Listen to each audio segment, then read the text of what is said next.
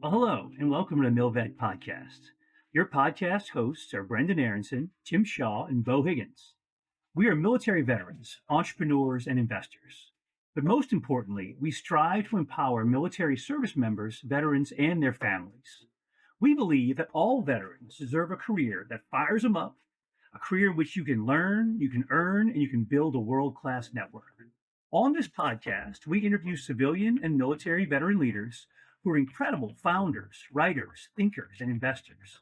My primary goal is to inspire you to achieve great things. Let's dive into today's episode.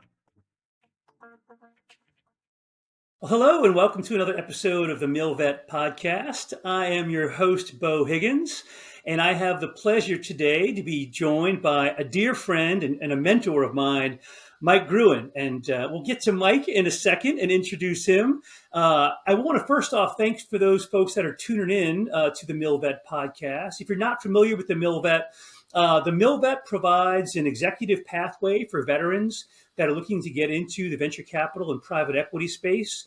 If you're interested in learning more about the MilVet, please sign up for our newsletter, themilvet.org. You can check it out. We'd love to have you on there. If you're a company looking to hire veteran talent in the PEVC space, we'd love to hear from you as well.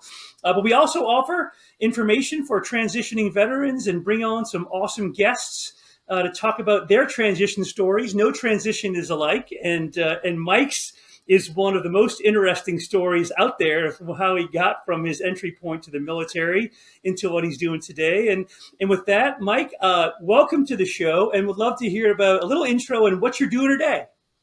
Yeah, great. Hey, thanks, Beau. Really appreciate the podcast and the people that you have on it. It's a great way to just listen to kind of like the stories that all veterans have. So it's really nice to hear some of those stories come out. I really love what you're doing here. So awesome.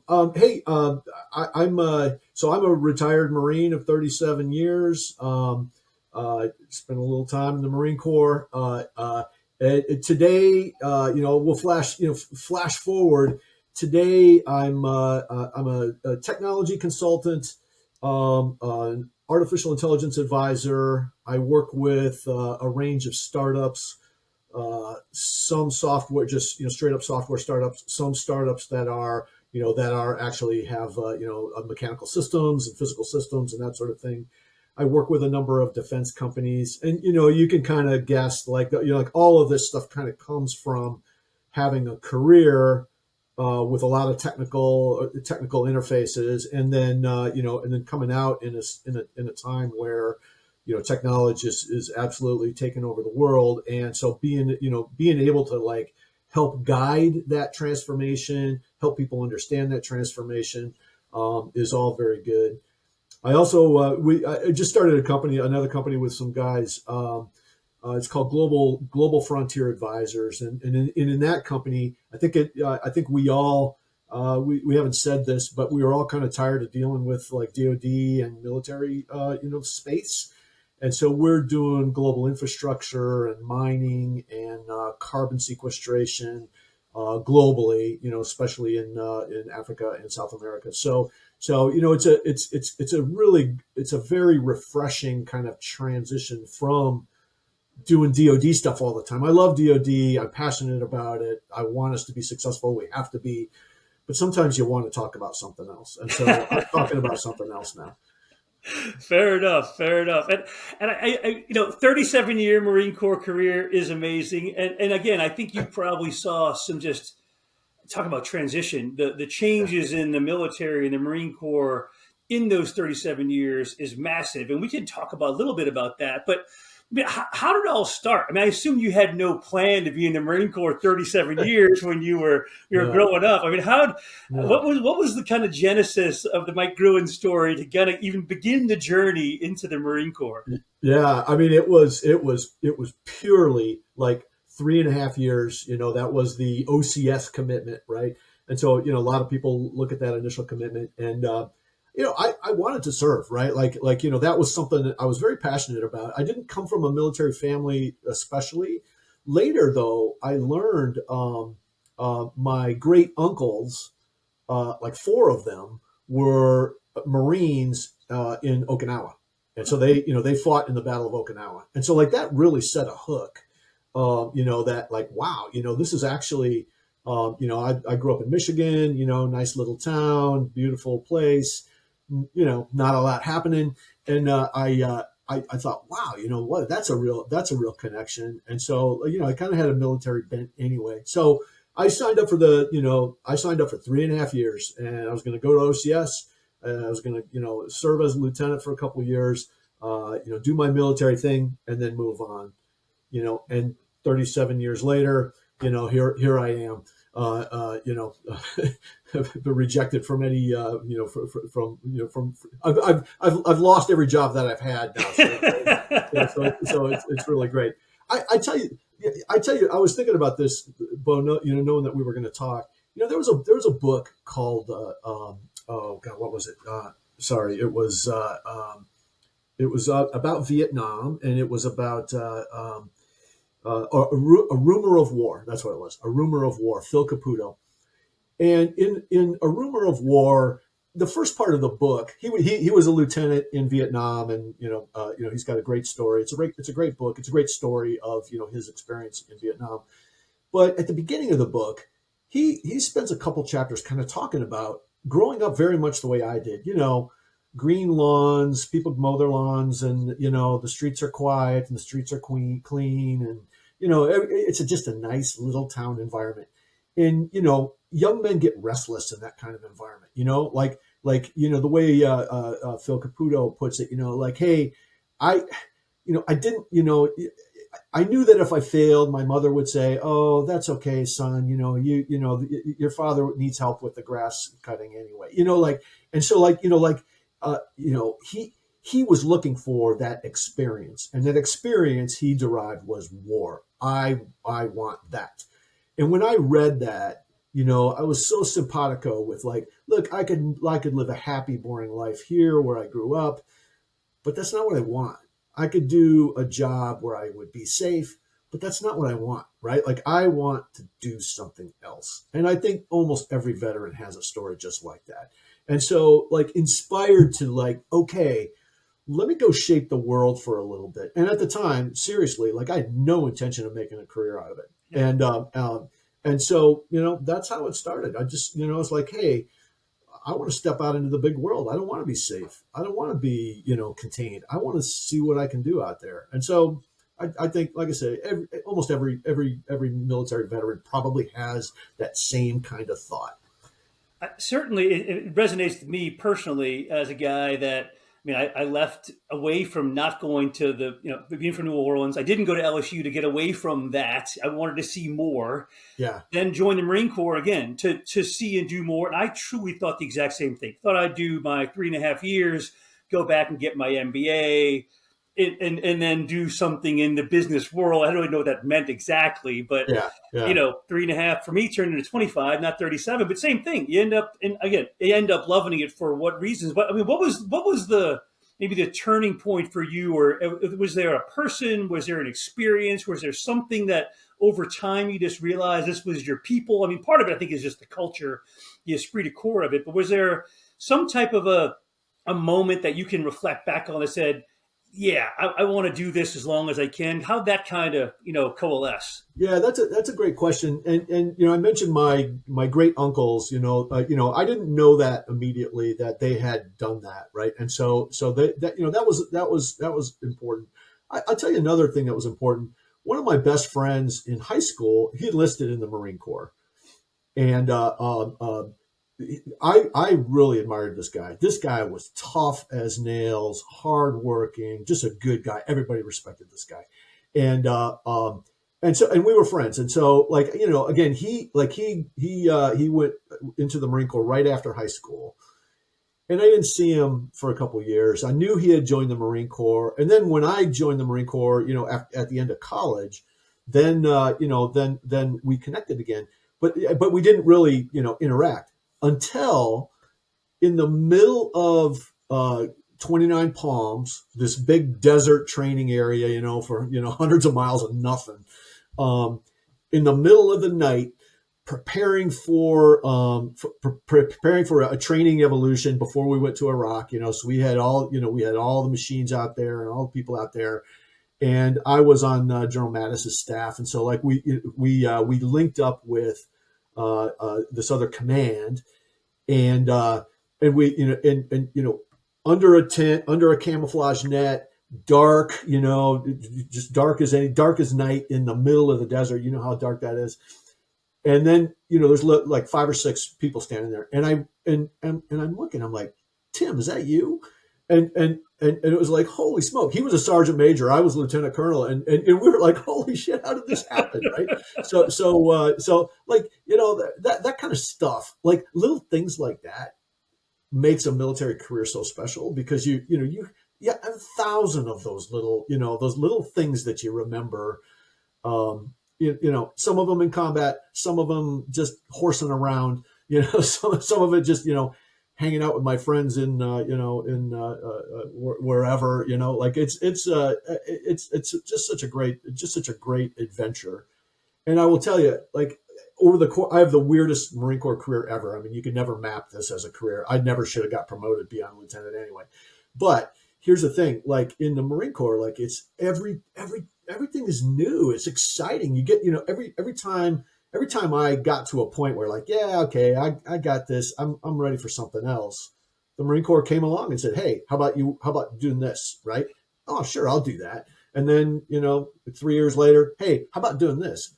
Yeah. All right. That sounds pretty good. It's just not, there was zero purpose in my career until, I got to, when I had about 20 or 30 years in, then all of a sudden I thought, wow, you know what, looking back, this all kind of like is threaded together. This is pretty cool how this all worked, but it was all happenstance. There was no, I was not a careerist. I just love people. I love being a Marine.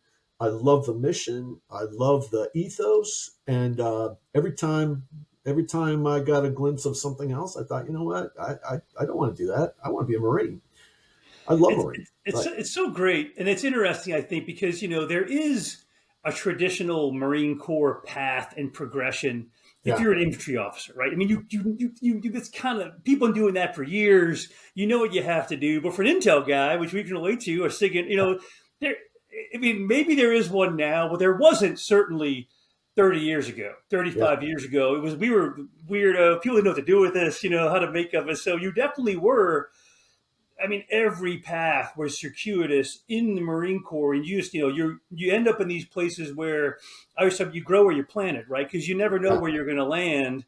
And it could be like, my second tour of the Marine Corps was as the SSO of Headquarters Marine Corps. I'm a lieutenant at Headquarters Marine Corps. Oh, you're done then, yeah.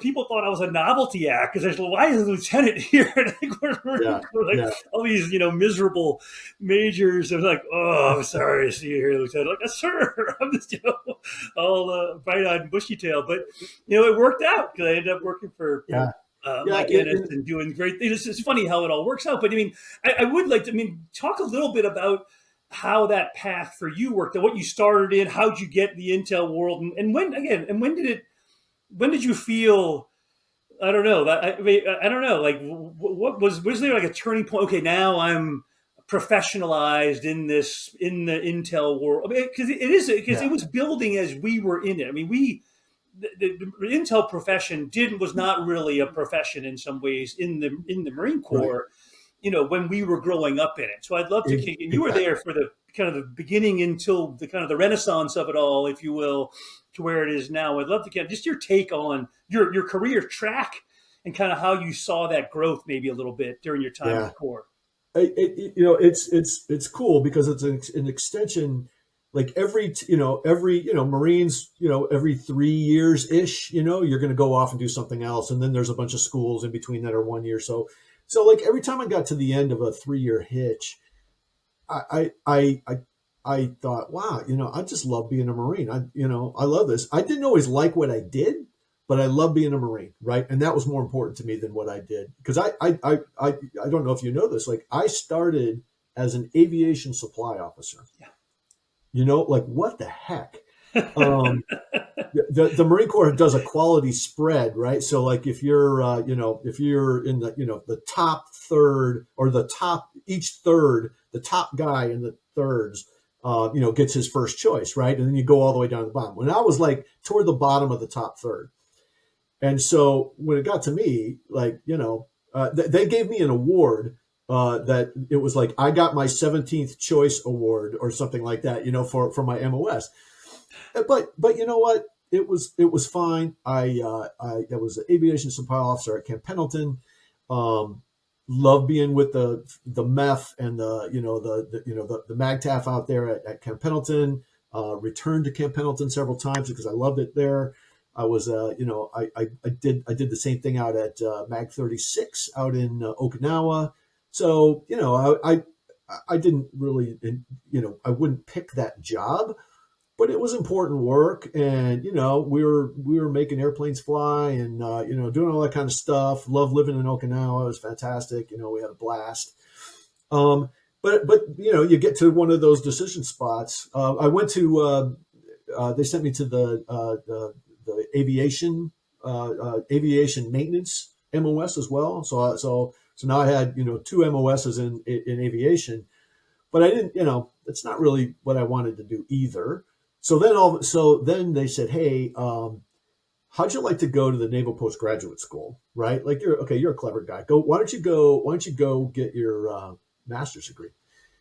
And so I said, yeah, that sounds pretty good. Oh, and the the Naval Postgraduate School happens to be in Monterey, California, probably the most beautiful place, in CONUS. Redwood trees in the backyard and all that kind of stuff. So it was great, and I loved it. I loved it so much that I did a dual degree.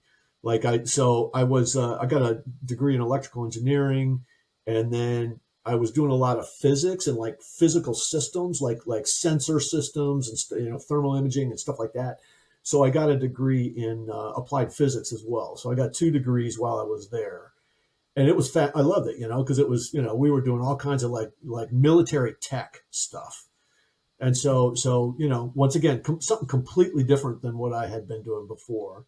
And then when I got sort of those tech credentials, then they sent me to Marine Corps Systems Command, right? We all know and love Marine Corps Systems Command, but I actually, it's a huge bureaucracy, and it's all the bad things that you want to think about. However, it's like really important work, like this is how the Marine Corps spends its money and develops its capabilities. And so I got a chance to do all kinds of stuff. Like I built an electronic warfare system in the back of an LAV, the Muse system. I don't know if you remember that, but I was the Muse awesome. 2 commander, so I know it well. Yeah, so I spent half my time in Yuma Proving Grounds out in the middle of the desert out in Arizona, doing signals intercepts and driving LAVs around and stuff like that. So that was like, hey, this is pretty cool. I like this Intel stuff.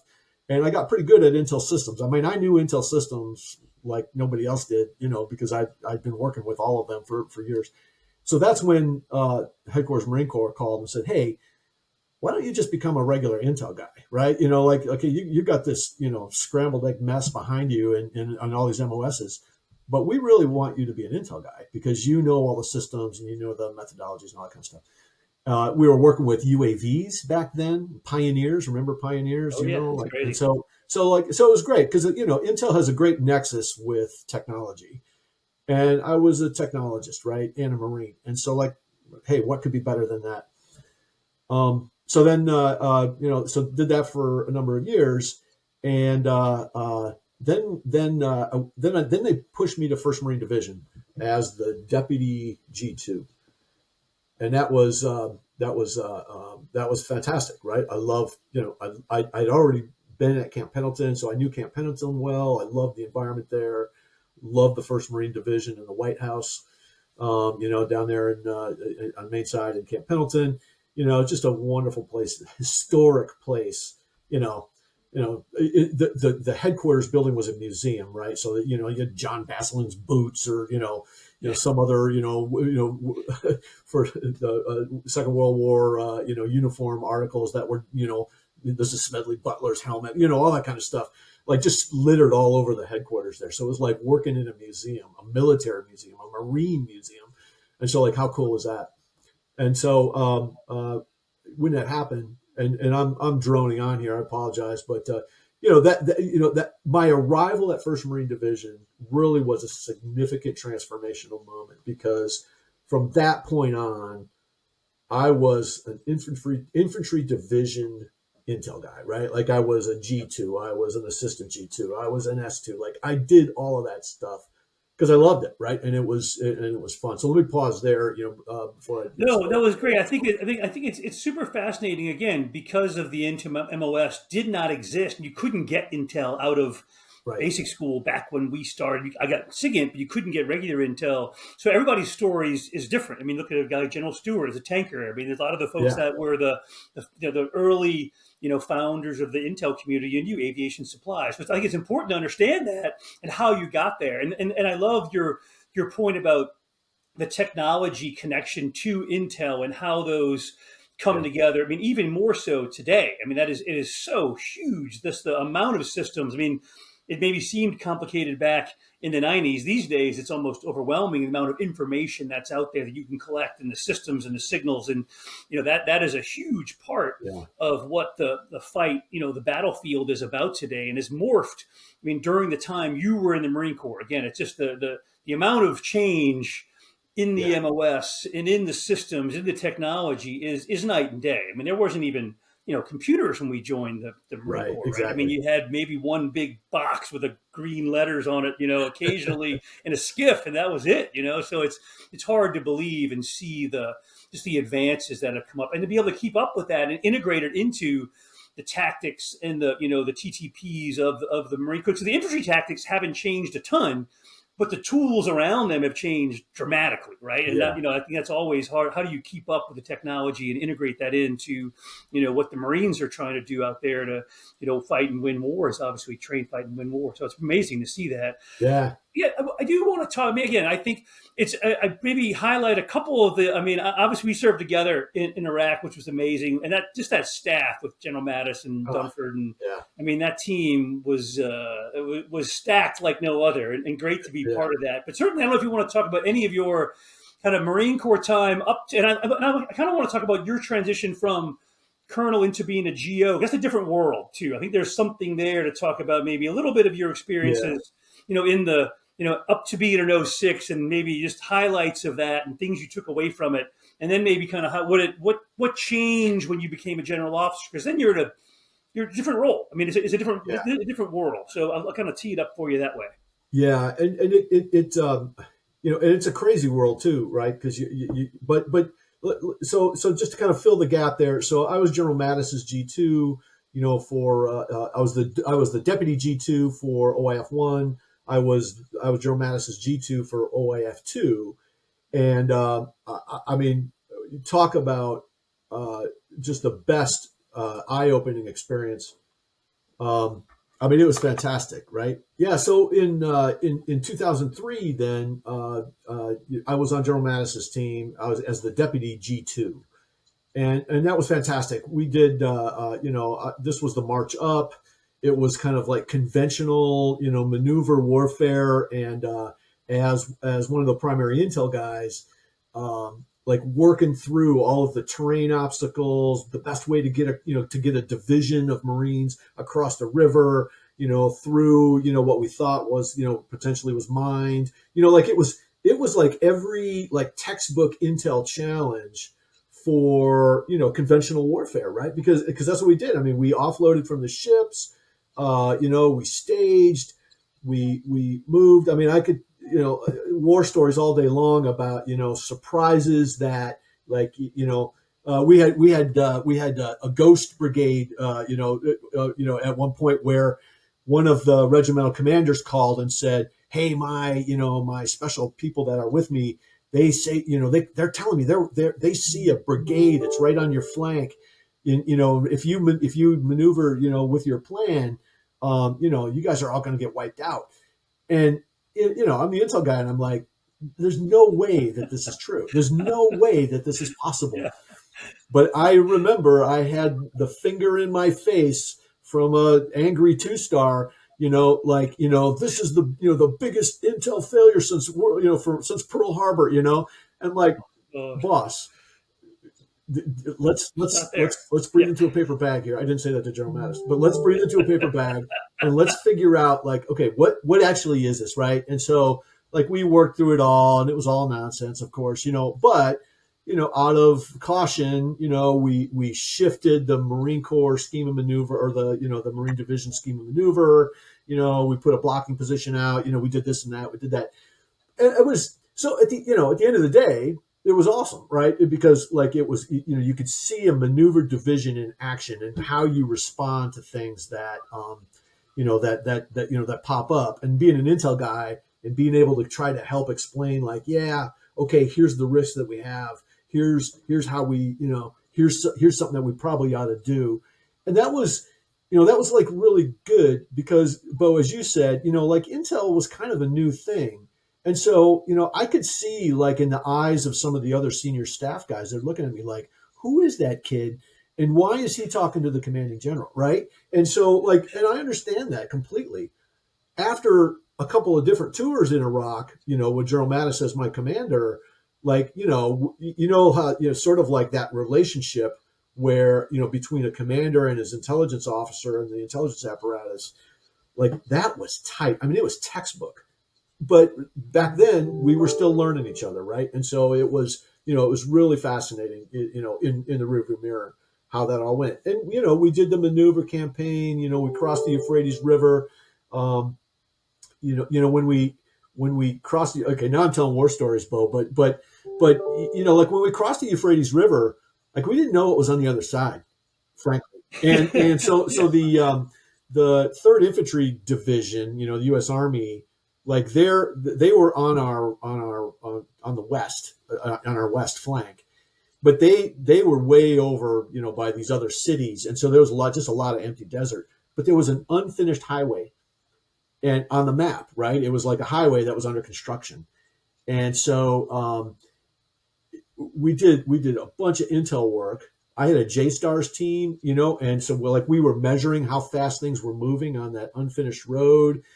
And we took as many pictures as we could to figure out if that was trafficable.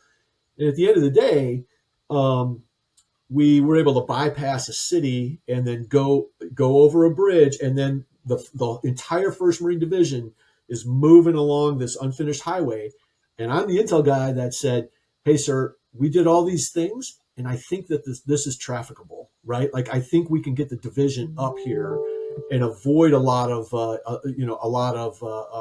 urban conflict if we take this route. So I was in the first vehicle, right? Like me and the three, we crossed that bridge, and now we're on the north side of the Euphrates River, and I'm thinking, okay, I'm gonna be shot tonight. If This is my career there's right here. Yeah, right. a culvert that that the artillery can't get over, or whatever. But we did due diligence, and so like that was like another just an intel moment. Like, what, the intel guy did every way to measure we did. I made a judgment, told the boss, hey, look, boss, we can bypass, and we can have a really successful mission here. And then I held my breath for like the next day and a half. Yeah. But it was great. At the end of the day, it worked perfectly. We that route spat us out like right to the rear of the division that we were going to hit, from the front. So like we were in a perfect place. That division just got destroyed, right? Because like we maneuvered in a way that they had no idea.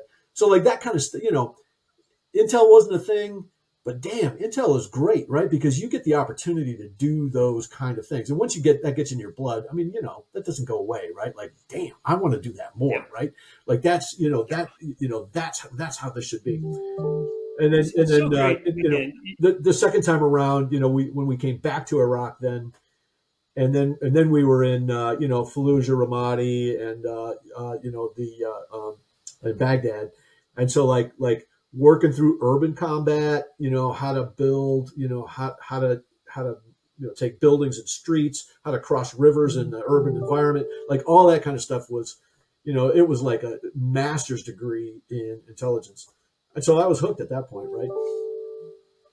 It's so great to see. You talk about intel driving operations, but to truly have it Yeah, happen in a real situation when it mattered and when the boss listened to you, and over time you have enough faith and confidence in you that they believed and followed your call, and yeah, it's amazing when it works. Now again, yeah. you can it can suck when it doesn't, but it's Exactly. amazing when it You, works. you could be shot and thrown Yeah. in a ditch too. So that's that's Yes, you exactly. got to remember that. That part's not so Yeah, good. But and again, obviously, that really set up your career trajectory working with General Mattis, and the success as a G2 put you on the path to become a general officer. And again, I would love to hear about your time as a GO, and maybe just some of the things, because I do want to get into technology a little bit yeah, and the advances that you saw as a GO and trying to integrate that in to the Marine Corps and just the changing environment. Because again, I think we're in that environment still to this day. And again, we look at the folks that are transitioning today; they're coming out of the military in a different environment than it was when I retired 10 yeah, years ago, when you did a few years ago. But it's changing so quickly. I'd love to kind of hear how, again, your time as a GO and the things that you were focused on then, because again, you're away from the tactical fight. You're fighting it from a systems or a organizational technology. And again, you obviously got more, you did do yeah. strategic level intel as well, but I just kind of love your take on those roles. And again, maybe some of the layering of technology and the changes that brought to, your ability, probably, hopefully in a good way, to improve your ability as an intelligence officer. Because again, a lot of the systems we had back in the 90s and Yeah, 2000s were pretty antiquated. I think that changed a lot, yeah, and for good and for bad, because it made intelligence available to a lot of people, which kind of can be dangerous. But I'll turn it over to you. You got to talk about that a little yeah. bit. No, yeah. So, I mean, came back. I did my tours in headquarters Marine Corps. I worked with General Amos when he was the commandant. I was his SIG director, the Special Initiatives Group. So like, kind of the little think tank for the commandant. So running that, and I bring that up because one of the kind of like one of the duties there, and I was kind of like every GO, especially like a 2-star, has a colonel who's like the deputy, who attends all the meetings at headquarters Marine Corps and, kind of advocates for, M&RA or, logistics or whatever, so there's this high power group of colonels that kind of works right outside the office of the deputy commandant and the commandant. And that high power group of colonels, they all work for M&RA, or they work for PP&O, or they work for all these other like large elements of the Marine Corps headquarters. And so, as the SIG director, I was kind of like the bull colonel for all of that, headquarters Marine Corps stuff, like integrating, if General Jones or General Brown was going to be, wasn't going to like this, then I would work with all the other colonels and we would figure out like, okay, how do we sell this to General Brown, right? Like we would work all that stuff. It was very Machiavellian, and we would work all that stuff. But that's how large organizations work, right? And so like you're pushing down obstacles for decision making for the commandant. And so like that was it was fantastic, right? Because like we could yell at each other and argue with each other so that the GOs didn't have to.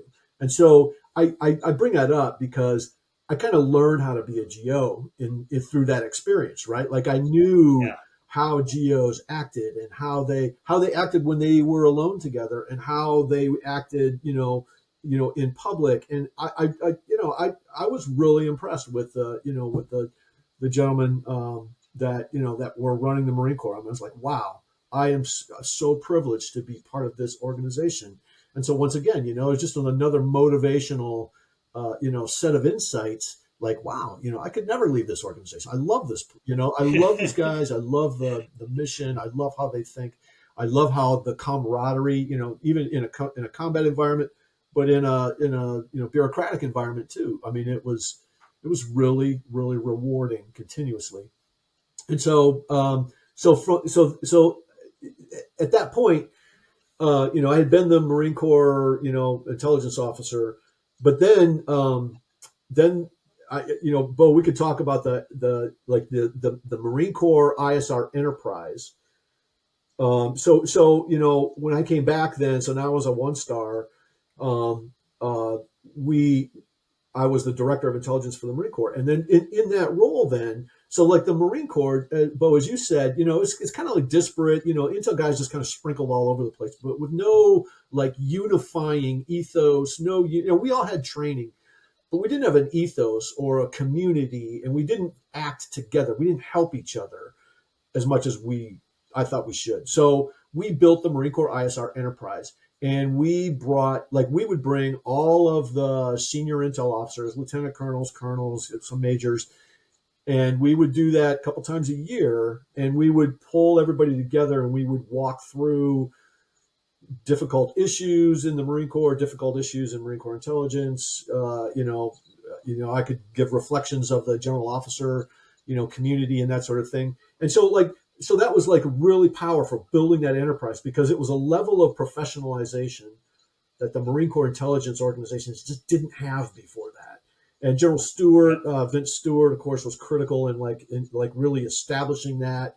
And I followed in his footsteps to really turn that into something special for kind of a maturation and a community of intel officers inside the Marine Corps. And so that was really fantastic. And I think, that also kind of like taught me how to be a GO, right? Because now how do you manage a community?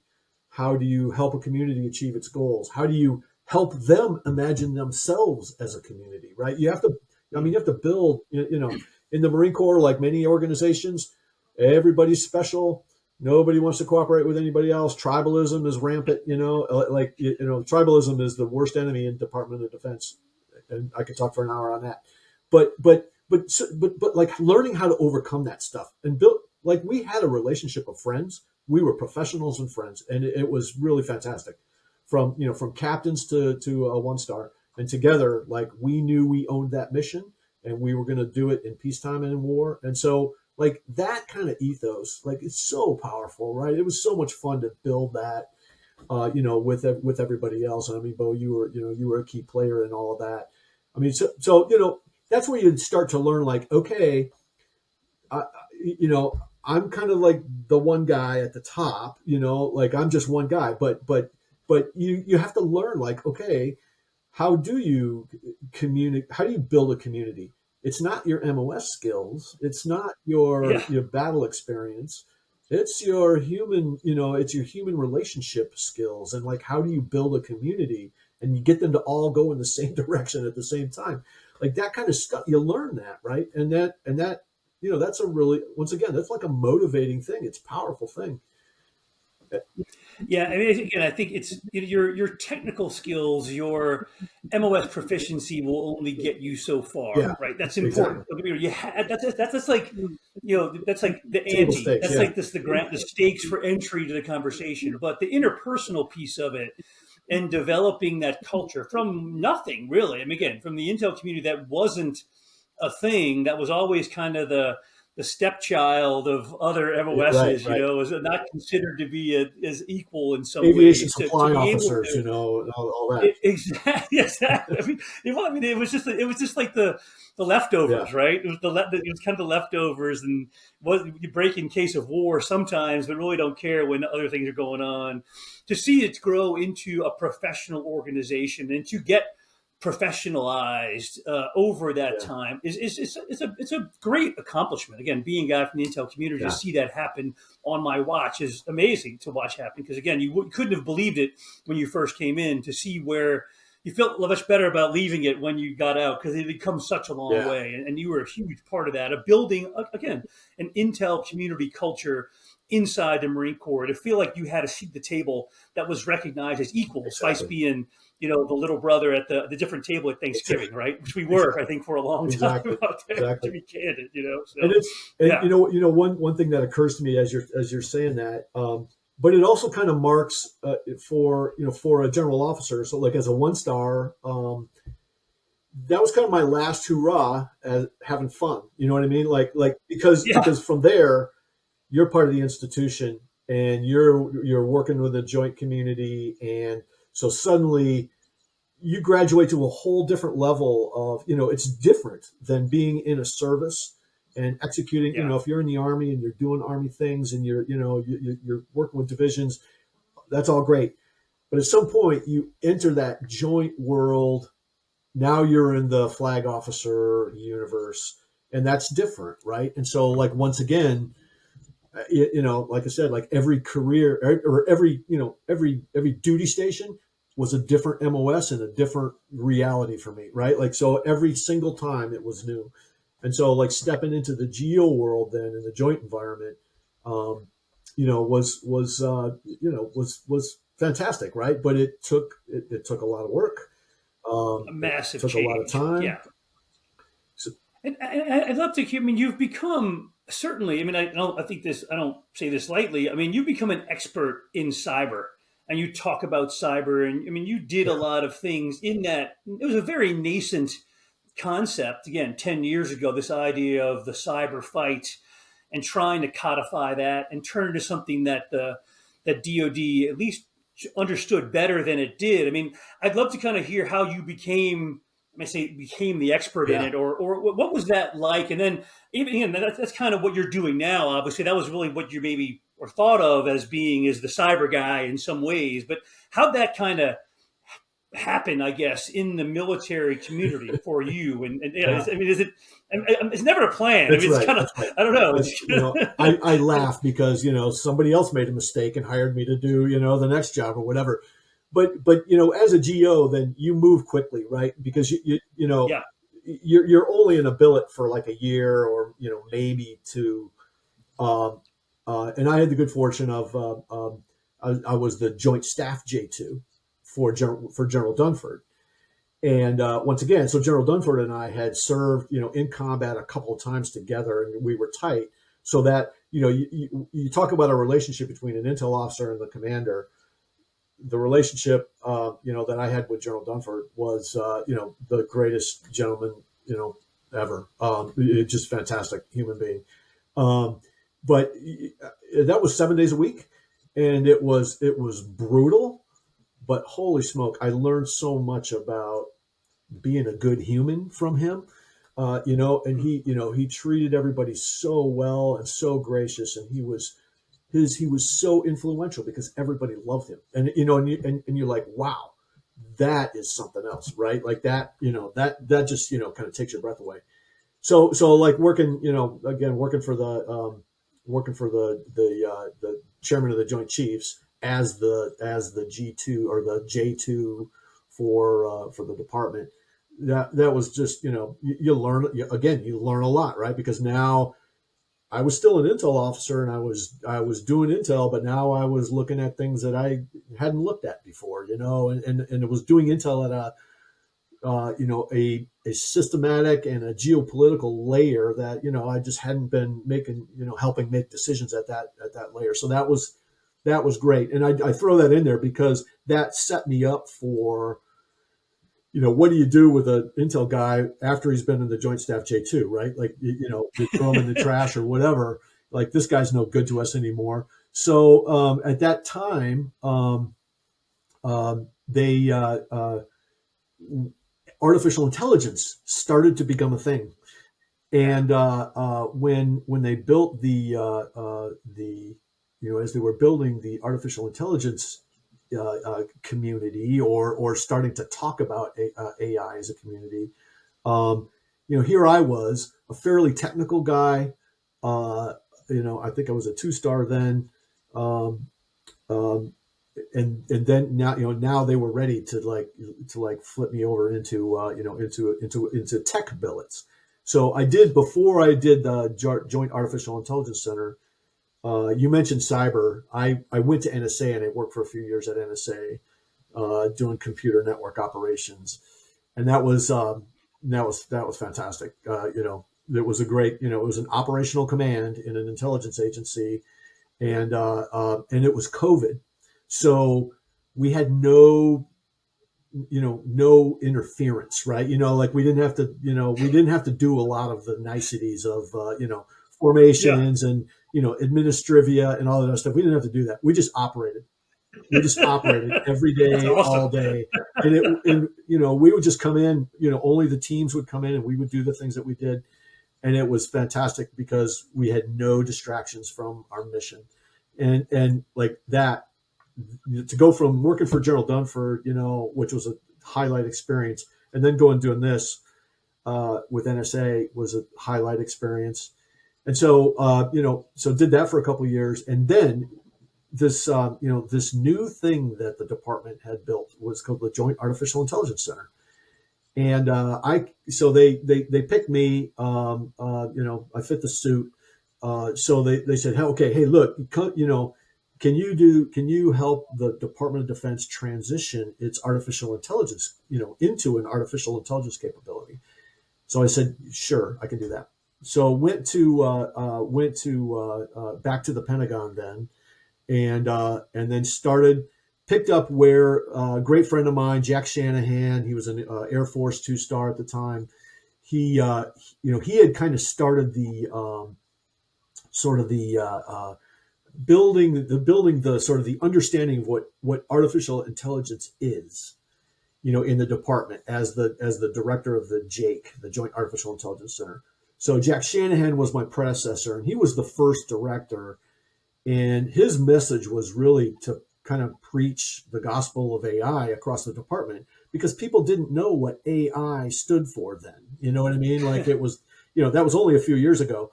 But honestly, like AI was not a thing for most people, right? And so like he built, started that inroads into that space.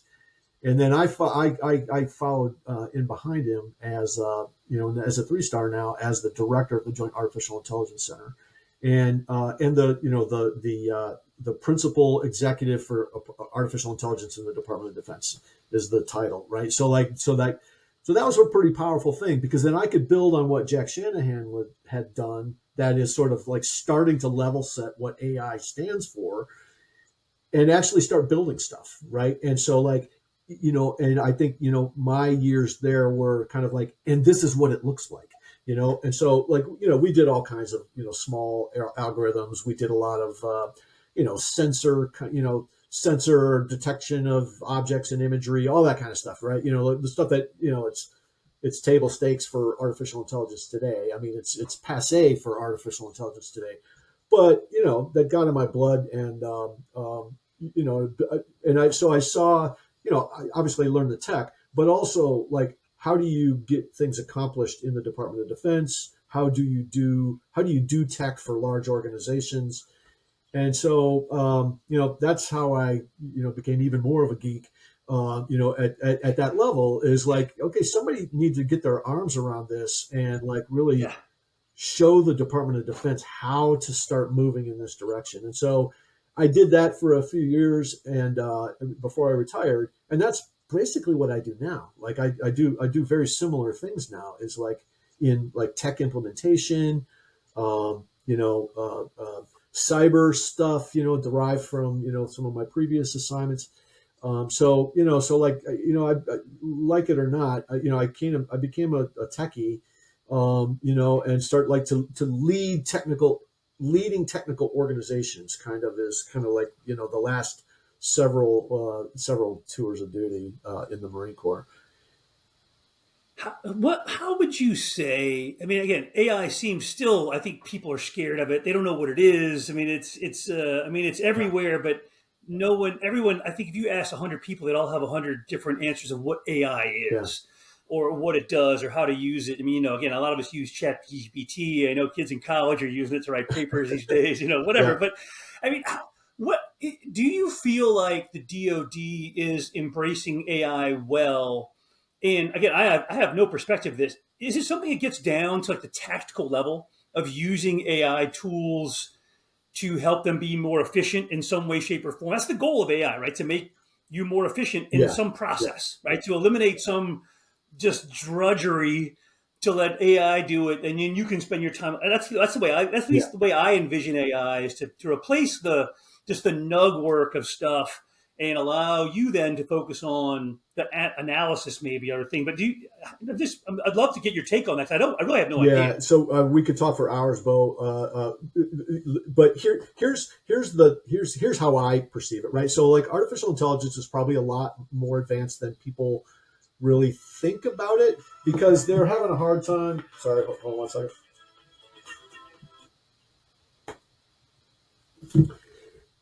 So sorry, there's a break there. You guys cut that out. No worries. Is my bookie calling me? Like, hey, you want to put some money down in the preseason games? So anyway, I got it. so like when you're talking about artificial intelligence now, especially in the Department of Defense, I spent a lot of blood and tears, trying to like really advance the ball here, but it's a challenge because what artificial intelligence does is, it really changes the way you execute process, and so process is so important, but people don't talk about that. They talk about the technology, right? And so like this is why I think the Department of Defense is really slow in this, because they look at it like, well, this is a new technology and here's how you handle new technologies. But that's not the case anymore, right? Here's a very mature technology that you have to have really good process so that you can use the tools effectively, right? Doing Chat GPT to, check your homework is fine, but the real power comes from what I call, like through a military lens, is putting the mind of the commander on a pedestal. That's how I think about it. Because now imagine like all the friction a commander has. Commander has to worry about, okay, where are my guys? Do they have the right mission? Do they have enough ammo? Are we going to put ourselves in a bad place? What is the enemy doing? If we succeed in this plan, what should we do next? And how fast should we roll to that? Guess what? Artificial intelligence can work out all that stuff for you. So the mind of the commander is empowered. I used to ask in the department, when I talked to a senior officer, a 2-star or whatever, a commander, and they would say, well, what is this AI stuff? Like what, I don't need this AI. It's just, it's some tech thing. And I would say, okay, well, as a commander, if you could know one thing right now, what would that be? Right? What would you need to make a better decision? And, usually, a commander would say something like, well, I'd like to know where the enemy is, right? Okay, guess what? Artificial intelligence can help you know where the enemy is, because, all these algorithms and all these models for, identifying objects in imagery, counting tanks, all the, standard, that's all like table stakes now, but that was kind of new back then, right? And and then, it's like, well, yeah, okay, I guess that's useful. Okay, well, what about your guys? Do you know where your forces are? Do you know where, what decisions do you need to make about your own force? Do you have enough ammo for that mission? Do you have, medevac helicopters close enough so that if somebody gets hurt in that mission, that you can actually get them out? Like, oh yeah, I'd like that too. That's really good. So when you start to build it out that way, like, okay, let the machines do the work of process so that the human mind can be elevated above process and can actually now provide insights from what's happening. And so like that to me is a really important way to think about it, because like, here's where the Department of Defense is today. We lack implementation because the department thinks it's a tech thing, and it is a tech thing, but it's a tech thing that enables, and what it enables is the real thing, right? And that is decision superiority, tempo on the battlefield, the ability to understand signal from noise, like that. Those things are what artificial intelligence delivers in a military context, and it delivers the same thing in an industrial complex too. And I think, Beau, to your comment here, I think more and more large companies are now experimenting with artificial intelligence in their industrial processes, right? If you have a camera that detects, oh, wait a minute, that part is broken, and that part gets thrown out before it gets installed on a car, for example, like that, that's really important. That's artificial intelligence, and it all comes from process. So process, like, how do you make a decision? What data help you make accurate decisions, and then how do you build a system that actually builds that's what industrial America and other countries in the world are starting to deal with that now. The investments are starting to come. The Department of Defense, not so much. There's a lot of AI going, but they still treat it as a scary technology that is down in the lab, in research, somewhere, that it's not like something I can use today to drive my decision making. I think the chat bots, that are out there now that everybody's using, for your daily stuff, I think that people will get habituated to that, and then they'll start to see like, oh, yeah, this is the same thing. My military decision making actually has a lot of the same muscle movements, right? But I'll throw one thing at you, one other thing at you here before I shut up, because I'm on my stump now. But here's the thing: you have to have warfighting expertise to be able to understand what processes come from. And so the challenge today in the marketplace, in the military marketplace, is, the administration strategy, and everybody else wants to throw tech bros, parachute tech bros into the Department of Defense. If you parachute enough tech bros into the Pentagon, suddenly all this AI stuff will start working. And that's just a myth, right? Because the tech bros don't know warfighting process. They don't know how to win a battle or a mission or a war, right? So like, you need the guys who know how to do that. And now you can put their minds on a pedestal through the technology. So you need this partnership of warfighters and technologists to actually make this go. And that is still underappreciated. And that, so I spend a lot of my time on the stump, kind of like helping people understand that. And so it's really important.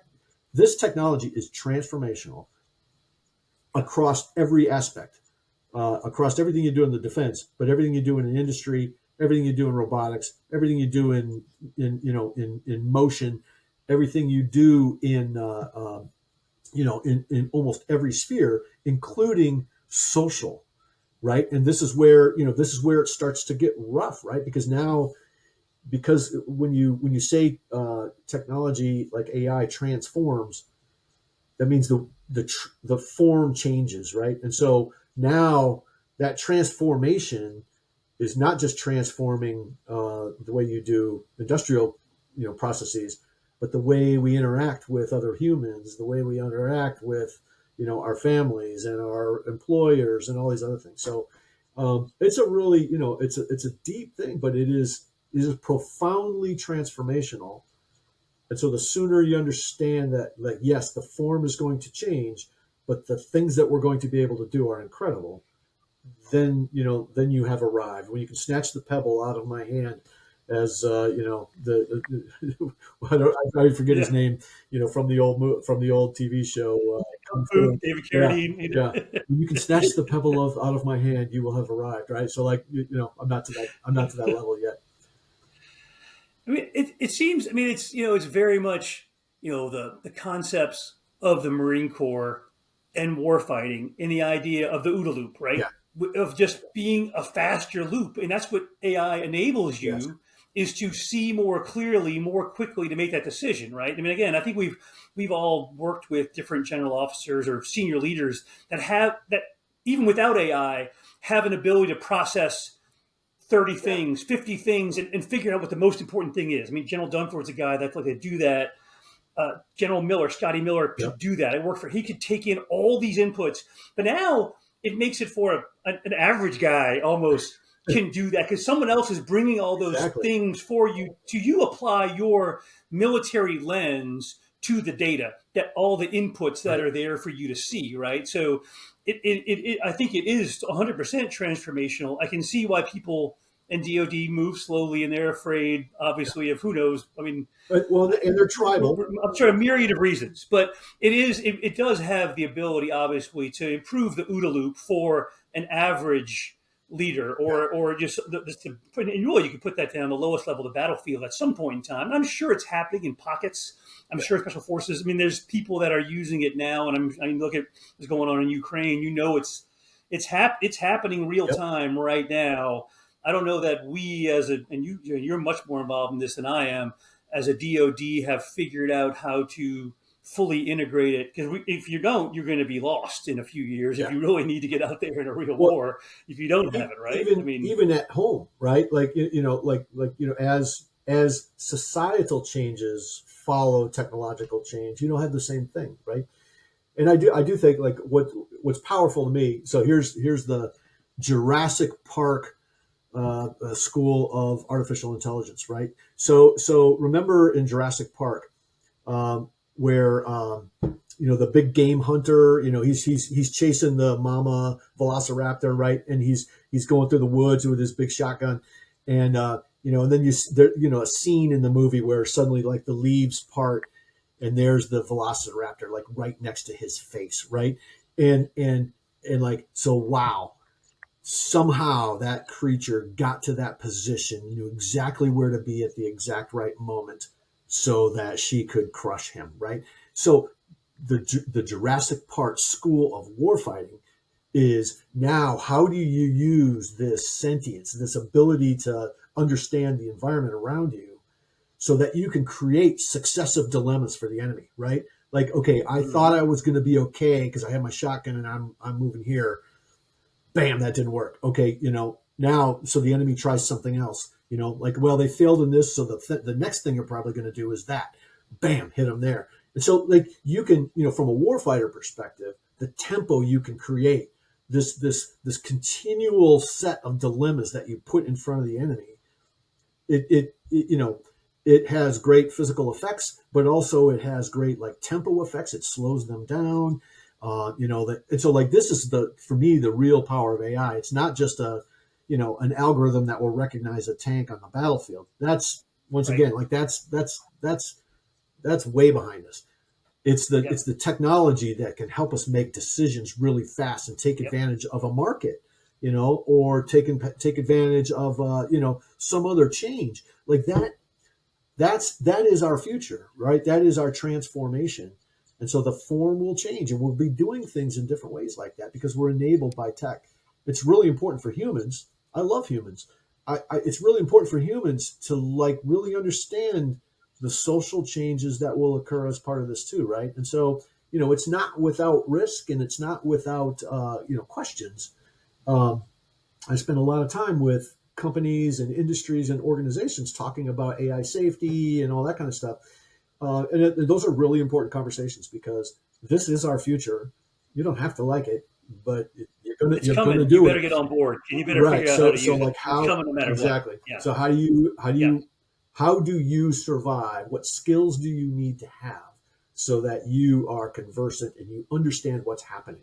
It's not unlike when those first cars, were going down the dirt roads and people had no idea that they were going that fast, and people would step out in front of a car because they didn't understand that it was going 40 miles an hour, right? And so matter of fact, with a train, like the very first demonstration of a train in England, some noble guy was like walking on the tracks, and he didn't understand that thing was coming at him really fast because he couldn't tell, right? Because he didn't have a perspective. And so he got whacked, right? And like everybody learned a lesson, right? About, so don't be that guy. I guess it's, it's the first thing. But keep your senses up about like how things change physically, technologically, and humanly, right? Like all of those things will be different tomorrow. And so, for everybody that's listening to this, like, hey, look, master that, because that's what the world is going to be made of, right? And if you master that, then the sky's the limit for you. And if you don't, what would you, again, if you're a transitioning veteran or a veteran that may have been out for a while, I mean, if you want to get into this space, and there's a million ways and permutations of what AI is being involved with these days. Any recommendations for folks that want to get into this space, or maybe like where's like if you want to start a PE company or start a defense tech company to solve the problem, where's the problem that people should look at, or any advice big picture for veterans that are either getting out soon, that maybe you're fascinated by technology? What's the future, and where should they go? So there's a couple things pop into mind. First of all, defense technology is all moving in that direction. So large defense companies are doing really exciting stuff, and so, sometimes you think like, oh, those big defense companies, they're beltway bandits, they're not really doing. Actually, the big ones have like really fantastic AI laboratories, and they're doing really good stuff. So if you can work in defense and do tech. You can also, join a startup. Startups, there's thousands of them, and some of them will be successful, some of them will not. No matter what type of startup you work with or for or in, you will learn a tremendous amount of not just about technology, but you'll learn about private equity, and you'll learn about how corporations are built and how they work. And, like, it is a tutorial on business when you are involved with a startup, because you only have so much money and you only have so many ideas, and you can only code it this fast, and you can only build it and sell it this fast. So, I mean, I know lots of veterans who are in startups in the DC area, because there's a lot of veterans here. I wouldn't say to the point that the market is saturated, but there's a big business here, but there's also a big business in Nashville. There's a big business in Santa Clara, in California, like kind of almost no matter where you are, Austin, Texas. I mean, there are like AI hubs kind of distributed across the United States, and they love veterans because veterans bring a gravitas of, like, they understand consequences, they understand process, they understand military nuance, and so like all these companies love to have veterans on the team, right? So, like, I think that's a fantastic one. There is another path. You can get your own startup, right? If you can find somebody that will invest in your idea. My only caution there is, man, there's so many startups out there today. It's really hard to differentiate them in a lot of ways. So that's that's part of the risk, right? Is like, okay, there's lots of other people who have an idea very similar to yours.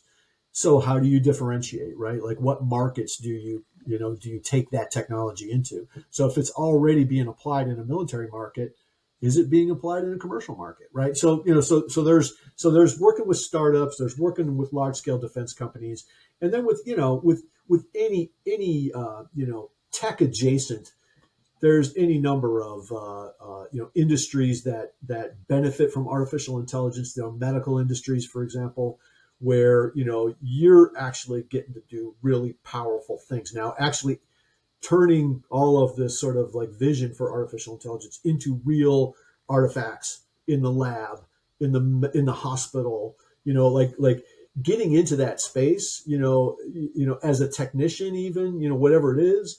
But like technicians are doing incredibly powerful things these days because they have incredibly powerful tools. So some of the old jobs that you might think, well, that's kind of a dull thing, that's widget work. Actually, widget work can be really, really exciting these days, right? And so I put that out there, and I would say for veterans, of course, look, you guys have something that nobody else has, right? Like, I mean, that confidence, that experience, the satisfaction to know that you've done that, right? And so, like, you're in the Patriot Club forever, right? Like, and so, like, that's worth a lot, because if you're a veteran, you've earned a place at the table, and you will succeed at that table too, because you know how to get things done. So I would say that's a really important. Sorry. So if you've been there, you've accomplished things in your military service. Now's the time to start to take advantage of that. In your own job search and the kind of companies that you want to work with. There's there's a lot of things to think about with respect to like, I do a lot of individual work, and sometimes I miss having a team around me. So you'll have that experience, right? You'll have to kind of figure out, like, do you want to do something alone that's all yours, or do you want to be part of a team and work as a team? It really kind of, it's up to you at this point how you want to do it and what you want to do. So I'm very bullish on veterans. You will find that the AI and the tech space is very welcoming of veterans, because they know that you have gravitas. They know that you're a real, reliable, dependable person that can think. And so, man, just take advantage of that. Find something that you're interested in, and don't wait for the perfect job. Just get working and see what the industry is doing. Right, like that's how you learn. Right, you make some mistakes. You find a job that that maybe isn't going to work for you. Great, now and then now move on to another one. Right, I pick up companies and throw away companies like probably once a month, right? So because our goals diverge or what have you. Like this is kind of how it works. Then you lose the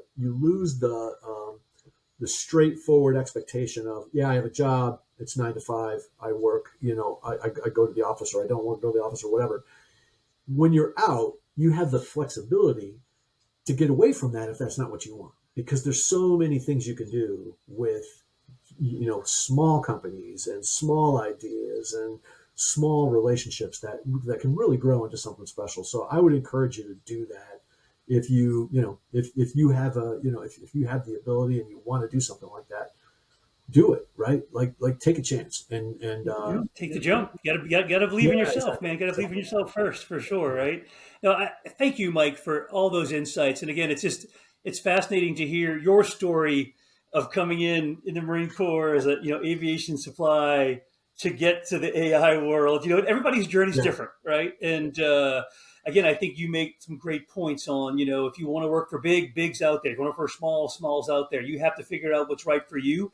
You have to bloom where you're planted. I mean, as I think we all would say, even working in a bad job or for bad leaders, you will learn something. 100%. So if you're not in a great fit, okay, get it. It's maybe not perfect, but learn from it, take something from it, and then don't do that again, maybe, but at least you can always learn from anything you try. And again, it is hard. I mean, the PE world in general, it takes a leap of faith a lot of times if you want to be a founder and do that stuff, and you're going to hit a lot of roadblocks. But again, I think your point is also spot on, that veterans have that, I call it diversity of thought. I mean, they have a problem solving ability that a typical college graduate is not going to have, right? Yeah. You've been asked to do more with less, especially in the Marine Corps, forever. Well, that's a skill that you don't even know you have, that is translatable to the civilian workforce, into the tech space or whatever it may be. Right. So, you've got to believe in yourself, take that jump, and use your network. I mean, again, people like yourself, me, there's so many people out there that have done it before, that you can learn from, and that are happy to help, which I think is also important. People are always happy to send that elevator back down to help a fellow veteran, be successful. So any closing remarks before we close out? It's been great today, Mike. Really appreciate it. Beau, it's wonderful to see you. I would just foot stomp on what you just said, like wherever you are, lead, right? Be the first guy to step through the door. Because the tendency, one of the things that you really learn in the military that most folks don't is most folks will sit and wait for somebody else to open the door, right? Don't do that. If the door you think the door needs to be opened, well, open the door and people will follow you, right? And they'll learn to follow you, right? Because wow, this guy takes us to the right places, right? And doesn't know everything, but knows how to, but is a professional and isn't afraid to, make decisions. Be that guy, be that girl. And, and you'll find that the doors will open for you, pretty readily, because the industry is desperate for people like you. Yeah.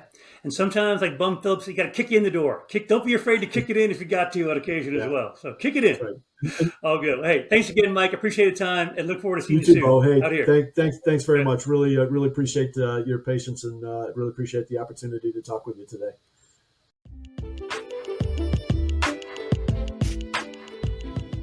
Thank you so much for taking the time to listen to this episode. For more content, follow us on Instagram @TheMilitaryVet or on LinkedIn. Join us at an upcoming event or learn more on our website, TheMilVet.org. Feel free to email us directly at leadership@TheMilVet.org. Thank you so much and take care.